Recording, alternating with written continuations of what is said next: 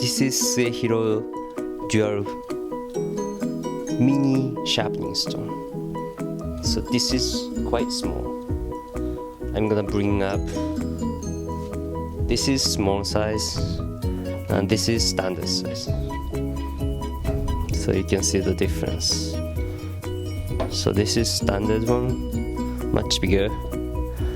And yeah, so using mini ones, I think if you have a smaller size knives, that's fine. Like petty knives or santoku knife.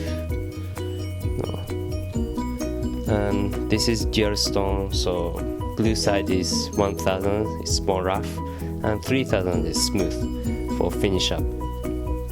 So you can just flip over, you can use both sides, and it has a rubber base so it doesn't slip. Here you go.